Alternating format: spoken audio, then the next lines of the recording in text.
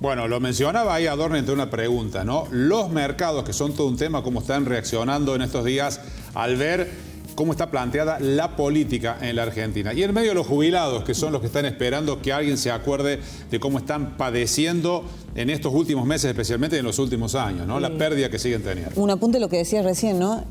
¿Qué mercado le va a dar bien a nuestro país cuando tenés un presidente que amenaza permanente con vetar, ¿no? Lo que se decida vía Congreso? Es muy difícil la credibilidad o la certidumbre en ese sentido.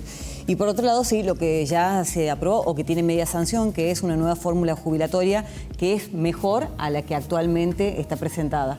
Vamos a hablar de este tema con Gabriela Orilla, si te parece. ¿Cómo estás, Gaby? Hola, ¿Cómo Gaby. andás?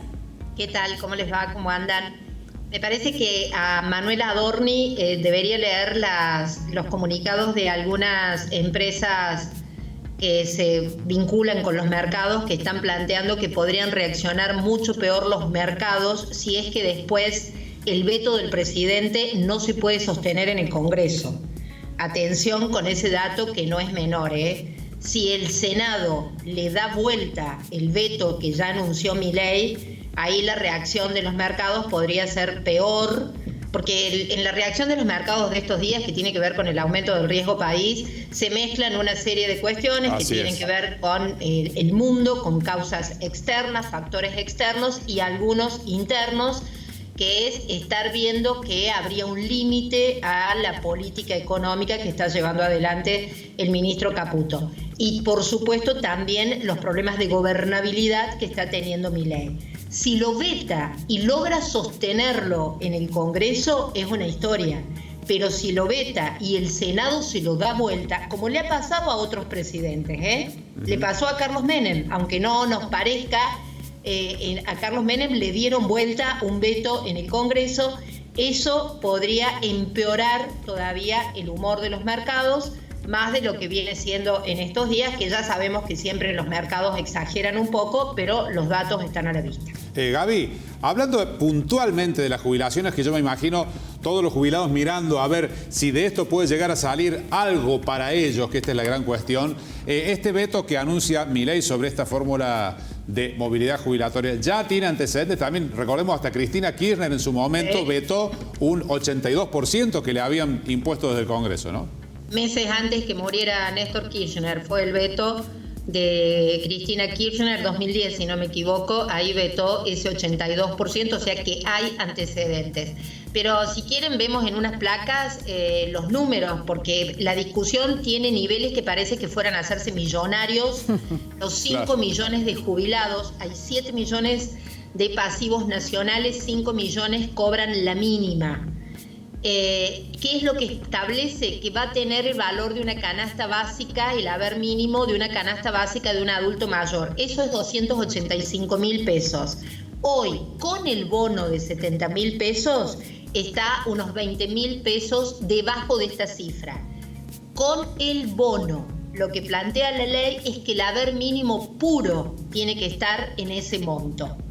También se establece un pago extra de un 8%, atención que esto es por única vez. En enero. Para compensar, claro, porque en abril, cuando se dio el aumento de enero, no se lo hizo siguiendo la inflación, entonces debería darse un pago extra de 8% para compensar aquel aumento, pero es por única vez, Y eso obviamente, si la ley finalmente se sostiene y pasa, debería reglamentarse.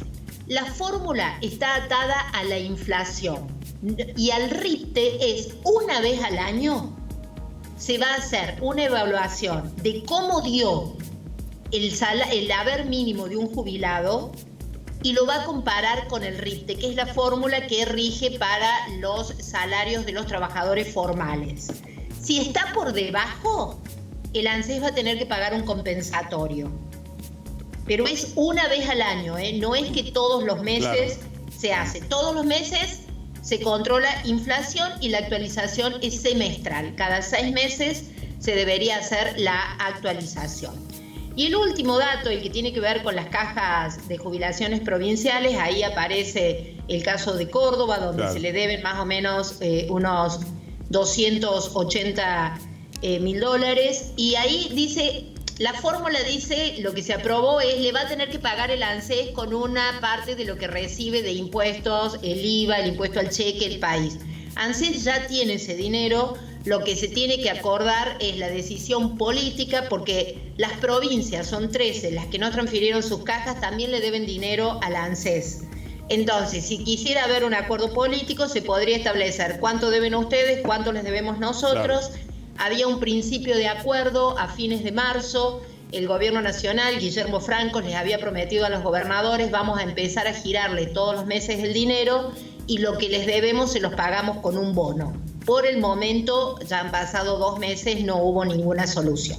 Volviendo a la discusión en diputados, ayer durante toda la jornada era puntualmente en torno a cuánto del PBI se afectaba con esta actualización o fórmula distinta para los jubilados y resultó ser un 0,4%. Sí, incluso hubo diputados, por ejemplo, Rodrigo de Loredo salió a cuestionarle al presidente con números diciendo no es lo que está diciendo que le va a afectar el déficit, digamos el superávit que busca alcanzar. Como que no le va a cambiar demasiado los planes, en definitiva. ¿No? Bueno, primero porque si uno atiende lo que viene diciendo el gobierno, el propio ministro Luis Caputo justificó que pateaba un mes la actualización de tarifas porque estaba sobrecumpliendo el superávit fiscal.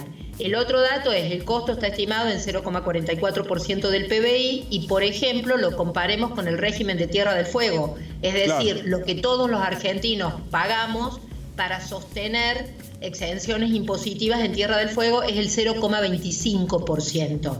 ¿Y cuál es el beneficio para los argentinos? Todavía no lo tenemos en claro porque en realidad pagamos lo que se arma en Tierra del Fuego, porque no se produce mucho, la mayoría es una armaduría de tecnología, lo pagamos más que lo que viene importado. Y ahí tenés más o menos la mitad de este costo fiscal, es el régimen de Tierra del Fuego, que el propio presidente Milei ha decidido sostener porque nunca se incluyó en la ley bases, aun cuando lo pedían sectores de la oposición dialoguista, es decir, gente que negocia con el gobierno, negociar en términos lógicos y parte de la política para tratar de lograr determinadas normas. Bien. Gracias, como siempre. Muchas gracias. Muchas gracias, Clarísimo. Gabriela. Nos vemos. Buenas noches. Buenas noches. Gracias.